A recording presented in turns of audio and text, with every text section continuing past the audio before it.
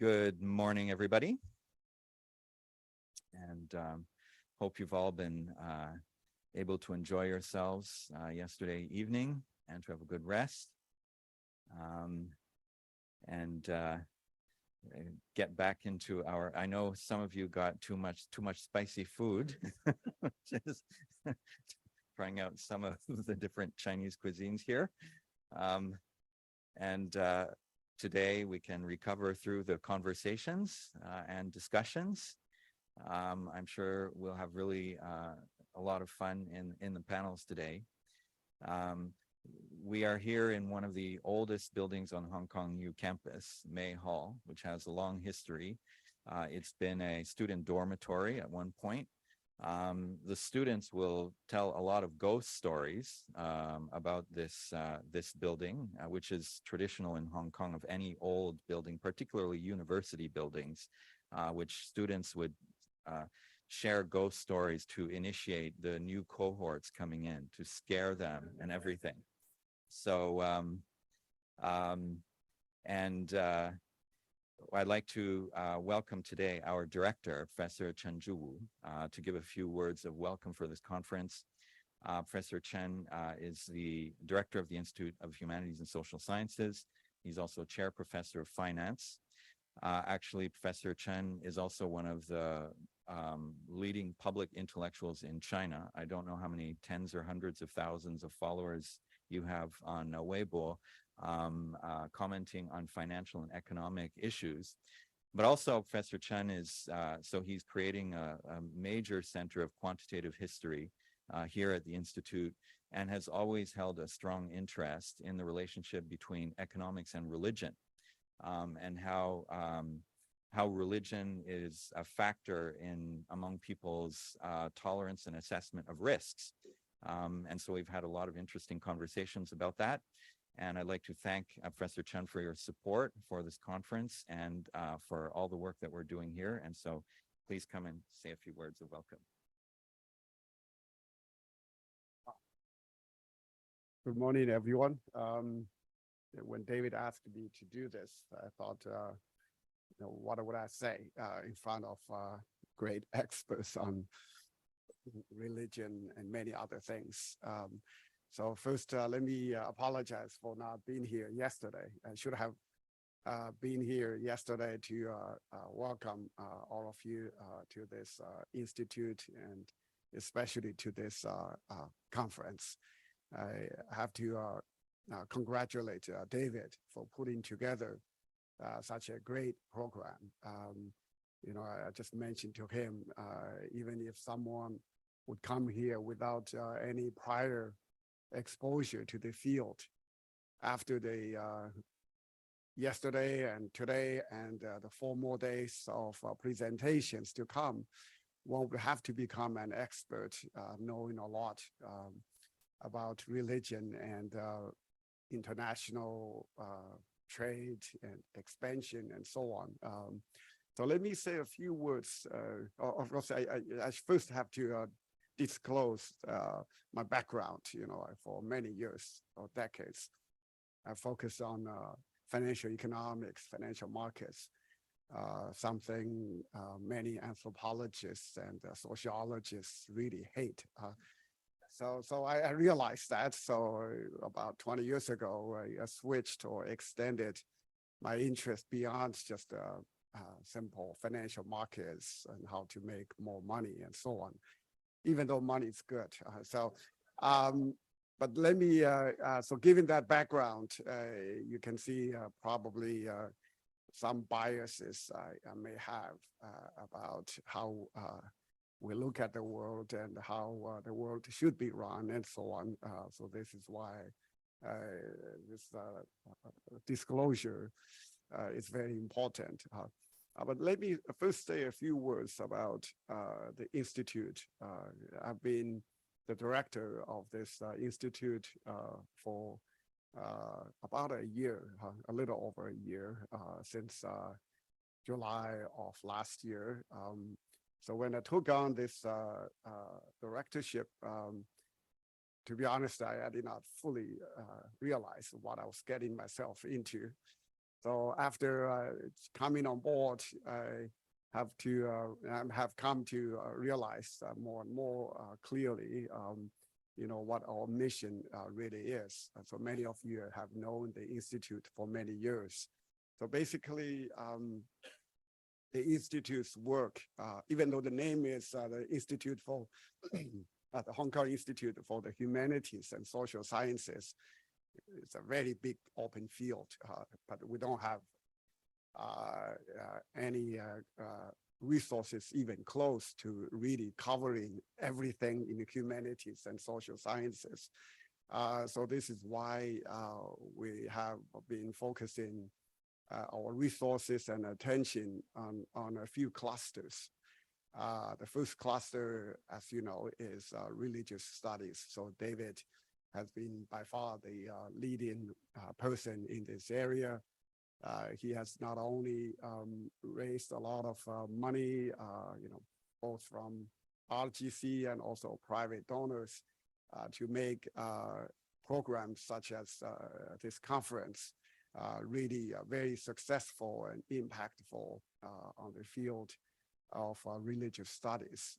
So I'm very impressed with the topics and backgrounds you all bring to this May Hall. I have to say, at least I hope, since I joined, May Hall has no longer a place of full of ghosts.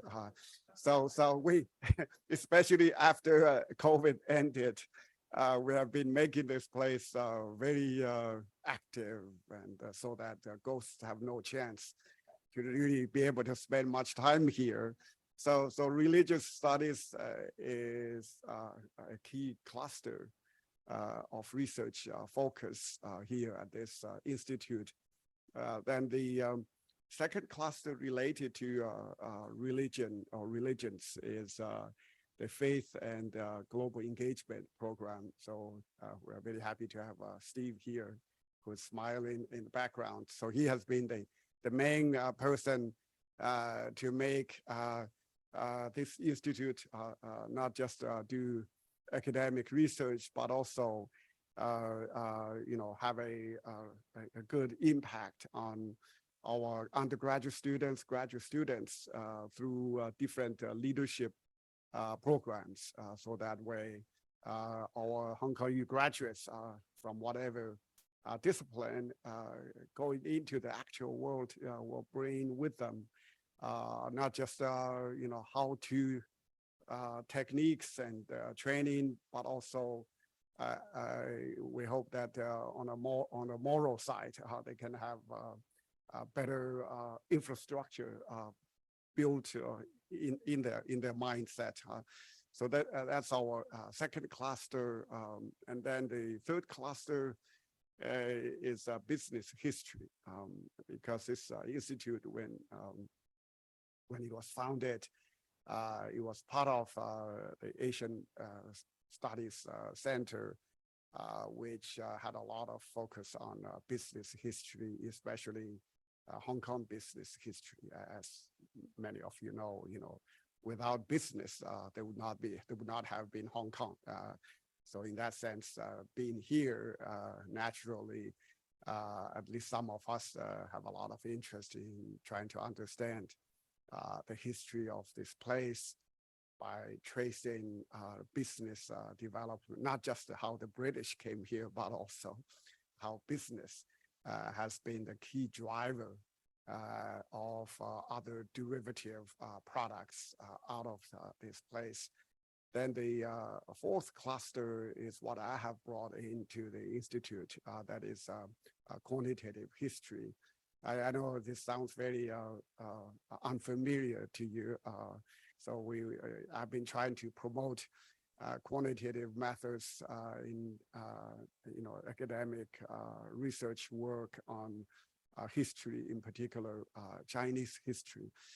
This may sound pretty abstract, so I'm going to give you some examples very quickly related to what this conference is about. So at the beginning of this year, my group that I have created has been getting support for the upcoming 5 years from the RGC with a very large sum of 74 million Hong Kong dollars over the next 5 years. So that allows us to do many different topics of research.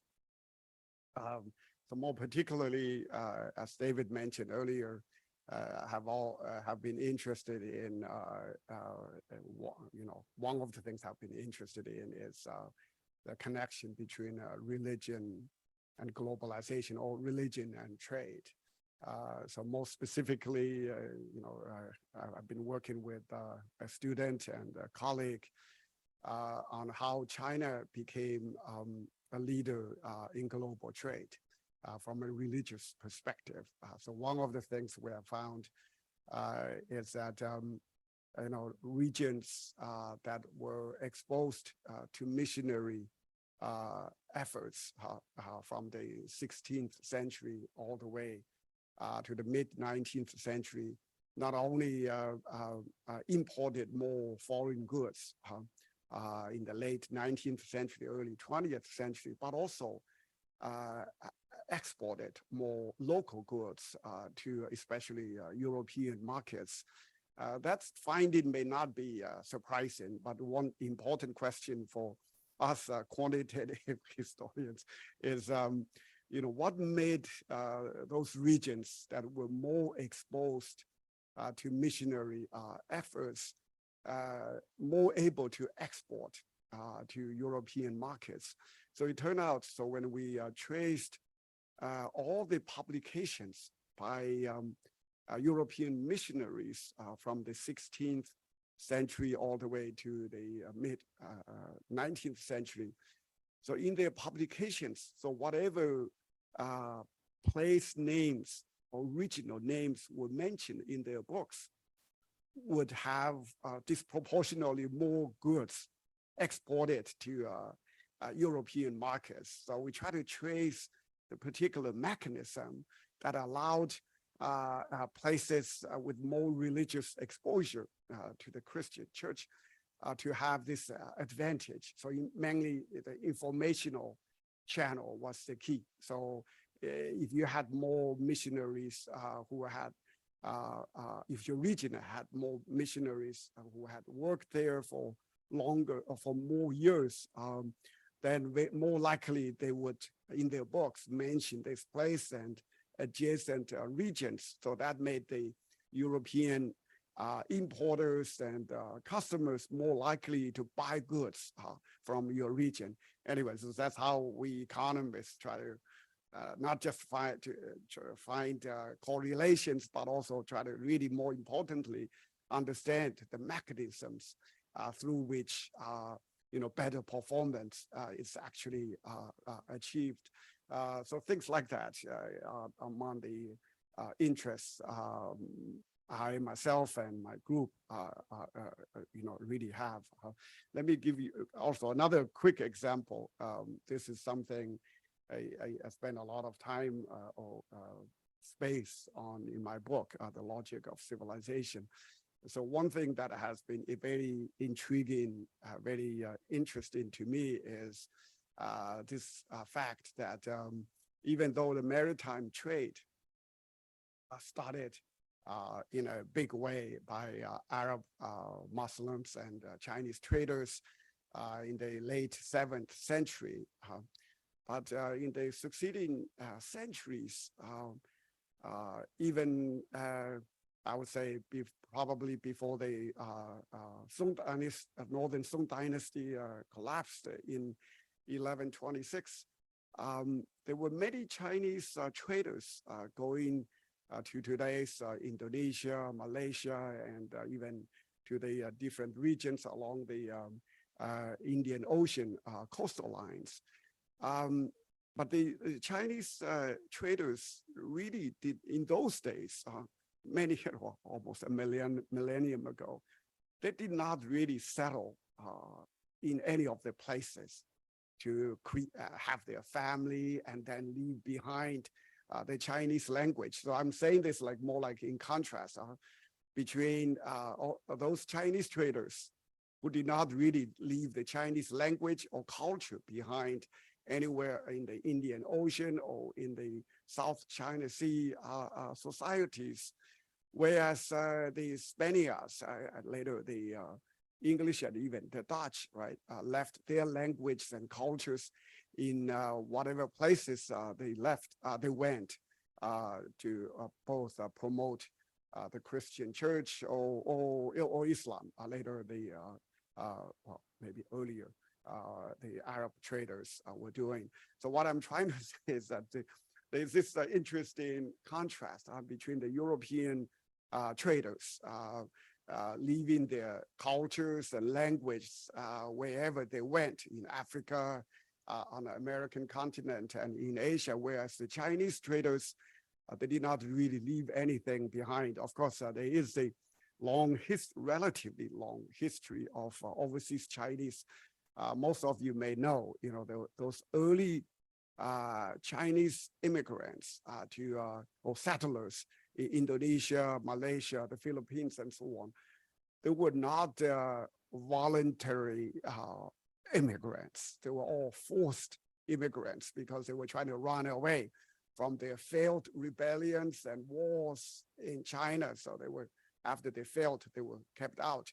So all the way really until the mid or late Qing dynasty, until the 19th century or so, the Chinese traders and immigrants would either come back home after whatever successful trade they made, or even if they would decide to live somewhere outside China, they were doing it because they had no other choice. They had to escape from all the troubles back home, right?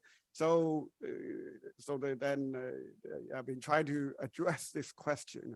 Why did the early Chinese immigrants or traders have no interest in settling, having their families anywhere else but in their home village? Whereas Christians and Muslims, wherever they went, as many of you know, if you actually travel to Guangzhou today or Quanzhou and other places, physically you would see a lot of locals who don't look physically 100% Chinese. I would say probably I look 100. Do I look 100% Chinese? Because I was born and grew up in a very remote rural village in Hunan, so very far away from any of the places where Muslims and Persians, in the 7th century, 8th century, 9th century settled. No, they would not come to so much into the Chinese hinterland to settle anyway. So I hope that some of you may realize, today when you talk about Chinese traders and business people in Africa, even in South America and Indonesia, Malaysia, and so on, many of them do decide to settle there and have their families, and then their future generation after generation of children to settle locally. So behind all of this, actually, at least from my own work, the religion has played a very central role. Chinese people traditionally being non-religious made them not so motivated to have their own family and then leave as a result of the Chinese culture, the Chinese language behind. Anyway, so I should stop here without taking up any more of your time. Okay, well, welcome again. So enjoy today's and the upcoming 4 days of presentations. Yeah, and let us know if there's anything we can help. There's one thing we cannot change, that is the humidity and the heat. So blame that on David. Okay, thank you. Yeah.